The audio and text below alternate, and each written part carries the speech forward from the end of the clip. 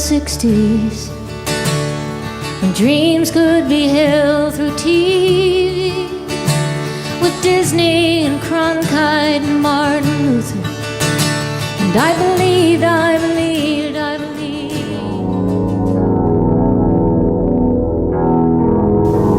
This is ABC Radio. To repeat, in Dallas, Texas, 3 shots were fired at President Kennedy's motorcade today. The president now making a 2-day speaking tour of Texas. We're going to stand by for more details on the incident in Dallas. Stay tuned to your ABC station for further details. Now we return you.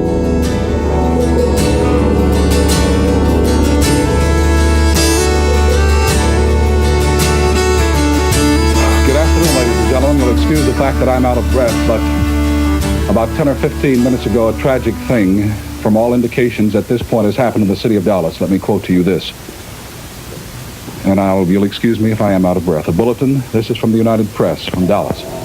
President Kennedy and Governor John Connally have been cut down by assassins' bullets in downtown Dallas. They were riding in an open automobile when the shots were fired. The president, his limp body carried in the arms of his wife, Jacqueline, has rushed to Parkland Hospital. And if you'll excuse me if I give some directions. Has anybody here seen my old friend Abraham? Can you tell me where he's gone? Freed a lot of people, but it seemed the good die young. I just looked around and he's gone. Has anybody here seen my old friend Martin? Can you tell me where he's gone? Freed a lot of people, but it seemed the good die young. I just looked around and he's gone. Has anybody here seen my old friend John? Can you tell me where he's gone? Freed a lot of people, but it seemed the good die young. I just looked around and he's gone. From Dallas, Texas, the flash, apparently official, President Kennedy died at 1 p.m. Central Standard Time, 2 o'clock Eastern Standard Time, some 38 minutes ago. I believe that this nation should commit itself to achieving the goal, before this decade is out, of landing a man on the moon and returning him safely to the earth. The world is very different now, for man holds in his mortal hands the power to abolish all forms of human poverty and all forms of human life. And yet the same revolutionary beliefs for which our forebears fought are still at issue around the globe.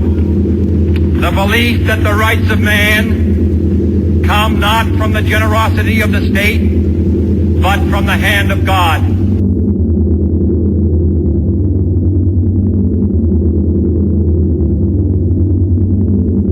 And so, my fellow Americans, ask not what your country can do for you, ask what you can do for your country.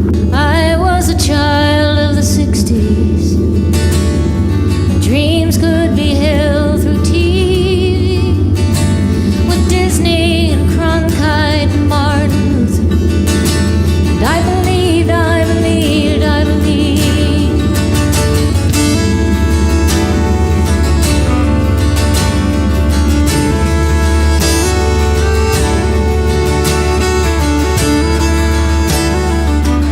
that's Emmylou Harris singing right there. That's, I believe, her song is that one. And the other song that she did in the course of that little montage was a song by Dick Holler. It's called Abraham, Martin, and John. And I think hundreds of people have probably covered that particular song. And we want to remember right now for a little while the date. 50 years ago, November 22nd, 1963. It was a Friday, just as today is. And at 11:40 that day, Central Time, where he was in Dallas at the time, President Kennedy and First Lady Jacqueline Kennedy, she wasn't Onassis Kennedy yet, Jacqueline Kennedy, and the rest of the entourage arrived at Love Field in Dallas. They were, of course, on board Air Force One after a short flight from Carswell Air Force Base in Fort Worth. And that was the beginning of the motorcade that became probably the most famous motorcade of all time. The reason we're doing this right now is to open up the phone lines and hear from all of you. And I'd love to hear what you were doing that day. We just asked John Tesh what he was doing. He remembers being, I think he said in the 5th grade, riding his bicycle home. He lived on Long Island. I never knew that about John. Mm-hmm. And so if you have something you'd like to share, I'd love to hear it. Maybe you want to comment on President Kennedy's presidency, some of the contributions, which what I love about that montage we just played is it's not only about his death, but it's also highlights some main points in his life that literally affected you and I. Oh, yeah. I mean, the space program probably wouldn't be the space program it became if it was not for that one commitment that he made in that one speech. Clearly, a man that changed our lives maybe more than we realized. And for those Cubans who were hoping for President Kennedy to get Cuba back to the way they wanted it, well, their dream was taken away from them, too, that day that President Kennedy was shot. And, oh, yeah. And I guess we've never really lived up to what it looked like he was trying to accomplish for them. All right, let's go to the phone. The number, if you want to be on, is 622-9622. That's the WOCA Climate Control Source Hotline. I'd like it to be about you and not about us if you'd like to be on the show. Good morning. You're first. Good morning. Hi, Larry and Robin. Hey, this Kathy. is Kathy. I was living in the greater Washington area at that time, in Alexandria, Virginia, and teaching elementary school. And our principal called us together and said, look, told us about the tragedy and said, we're about ready to dismiss, so don't say anything to the class. Let their parents tell them. Oh, really? So then I went home, and the whole weekend I went into D.C. and saw the horse-drawn, carriage with his casket in it being carried. And then later on, of course, I saw the inaugural parade of Johnson too. Oh, wow! But I mean, it just kept they did whatever, replaying it, and there were a lot of church services, and it was just people were just in shock the whole weekend. Yeah. So you saw the casket firsthand. I mean, you were standing right there. Right. And that was the same day? They moved it from I guess the wherever it was to the rotunda of the I forget, Capitol, I think it was. Anyway, they moved it. Yes, I saw it. Oh, wow. And as we were going to that, I heard on the car radio that Ruby had shot Oswald too. Yes. How much time passed from the time Kennedy was shot until the time Oswald was shot? Do you remember? It wasn't the same day. No. Mm-hmm. But Oswald was buried the same day as Kennedy. I remember that. Uh-huh. I don't know if anybody remembers that little piece of trivia.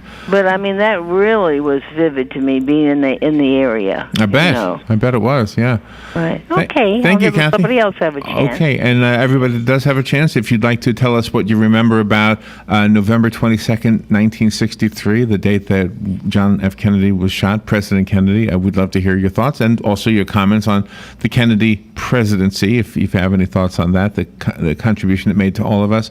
The one thing I was reading this morning, and I guess this is on the trivial side of things, but I didn't realize that Jacqueline's pink suit that she was wearing was, like you mentioned before, it's kind of been put away until, I think, who's the daughter, Caroline? Caroline Kennedy said that it won't come out of storage until 2103. 2103. I think 2103, she said. The year 2103. So I guess they wanted to be a full, what would that be, 150 years or whatever? Yeah. 150 years? Oh, that's what I understand. I mean, everything she was wearing that day, even her purse, all of a sudden it was not there anymore? The motorcade cars had been lined up in certain order earlier in the morning of November 22nd, 1963. The original schedule was for the president to proceed in a long motorcade from Love Field through downtown Dallas and then end up at the Dallas Business and Trade Mart. He was scheduled to have a luncheon, and he was going to talk and stuff. Yeah, they had tables, and all the people were already there, gathered, waiting for him. Waiting for him, yeah. Yeah. The motorcade was scheduled to enter Dealey Plaza at 12:10 p.m., followed by a 12:15 p.m. arrival at the Dallas Business and Trade Mart, so President Kennedy could deliver the speech. And they had steak on the. It's amazing how many of these things actually became, I guess, keepsakes. The menu from the event is a keepsake. The program from the event is a keepsake. Your calls are what's important to us this half hour. If you want to tell us what you remember about the date of November 22nd, 1963, or your feelings about the Kennedy presidency. Maybe you're a history buff and you weren't even alive back then, but you'd like to comment. You're welcome to do that. 622-9622 is the phone number. Good morning. You're on the air. Hey, Larry, it's Ann. Hi, Ann. I remember that day very vividly. I was working as a Kelly girl part-time job, and I was working at a house, and we were tabulating a poll they had taken. I don't even remember what it was. I think it was for National Airlines. And the woman came in and said our president had died. And I thought she meant the president of the company we were doing this poll for. Oh, wow. So I think she said, well, we'll let everybody go earlier. So I don't know. Anyway, I went to get my son, who was in elementary school in Coral Gables. I was living in Miami then. And I went and got him. But by that time, I guess I had heard on the car radio that Kennedy had died. And I was very upset because I was a big supporter of him and had seen him at the Orange Bowl that year when we went to the Orange Bowl in Miami, because we lived there, and that was really a big deal to go to the Orange Bowl then. He was there, and I took my husband's binoculars, and I just kept watching him instead of the game, and he got very annoyed at me because he didn't really like Kennedy, but I had campaigned for him, and I had seen him there, and I thought, gee, how vulnerable he is. He's sitting right here in this stadium. And, they didn't have all these, or at least I don't think they had all these Secret Service that they have now when the president's in public. But he was just sitting right down there. I mean, I had a clear view of him.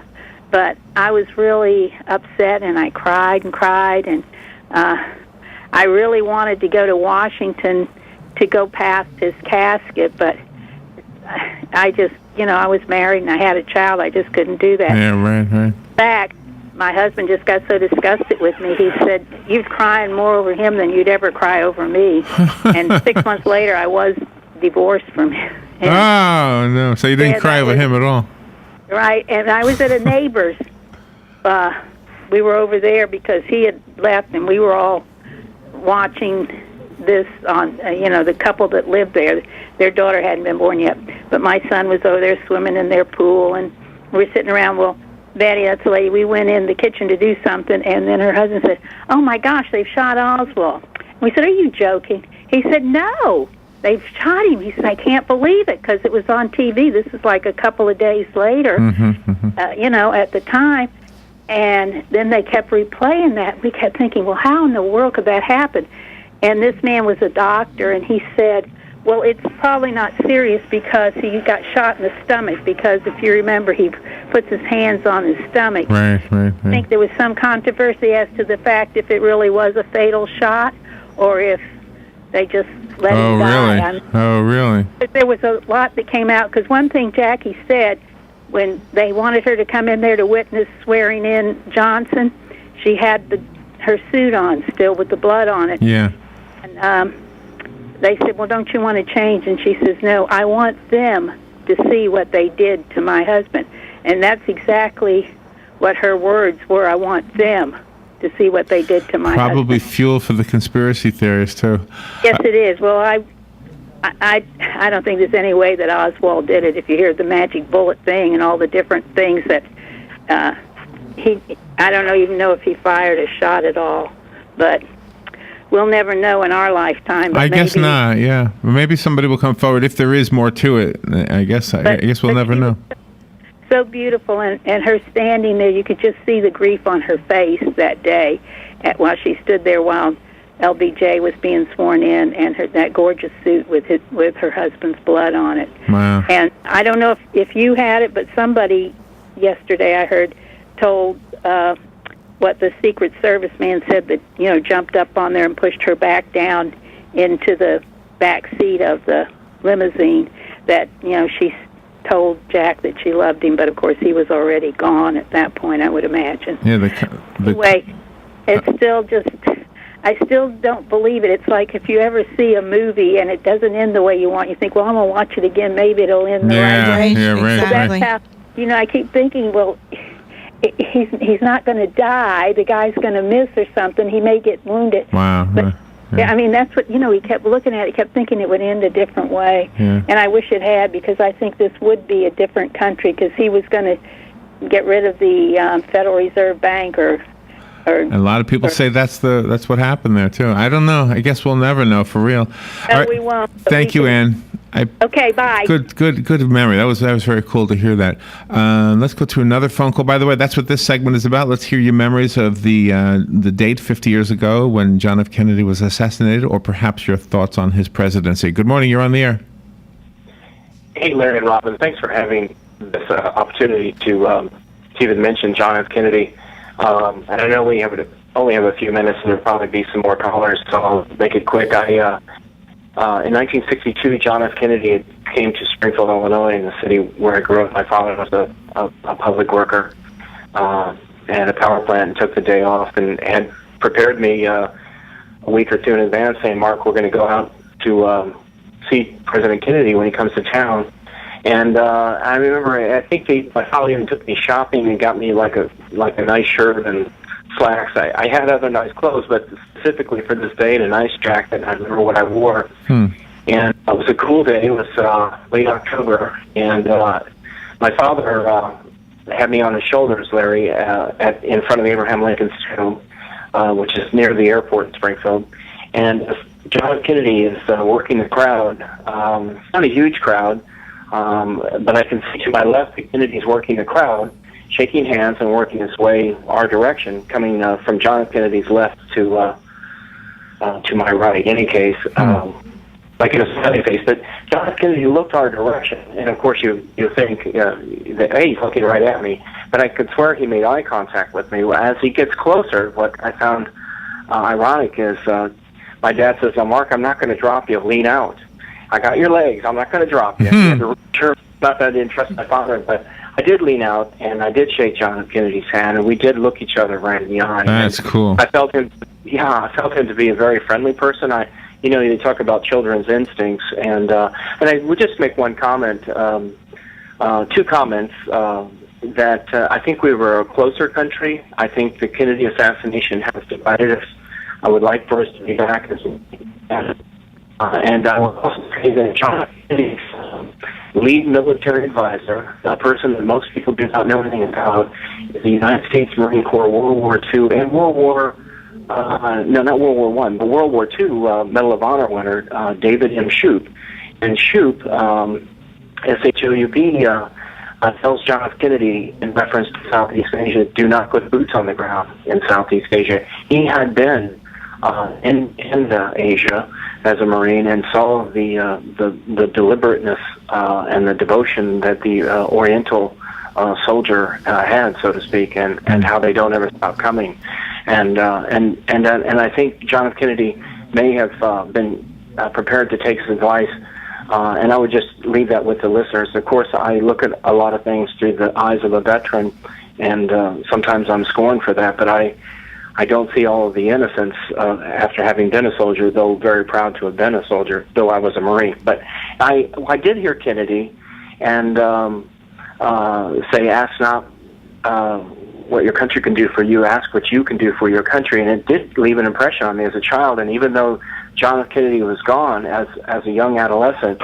that rang true in my heart. It was a devotion to what I could give my nation. And I actually went to a high school that had, I wouldn't say rich kids, Larry, but they were kids of influence in my hometown. It was a public school, but though I was a blue-collar son, and we were a popular family, I still felt I had an obligation to serve my nation. And though I couldn't be prouder to have done that. And actually, the people I ended up working for in Central America in the the late 70s were all Kennedy appointees. Actually, the ambassador who promoted me to non-commissioned officer was a President Carter appointee, and one of the co-founders of the Peace Corps worked for United States Aid and International Development right there, John Stallman, who, by the way, I won't bring that up. But so I think John F. Kennedy was a good president, and the Soviets had 88 warheads in Cuba. It wasn't just a handful. So I'll leave you with that. All right, great memory. Thank you, Mark. Appreciate that.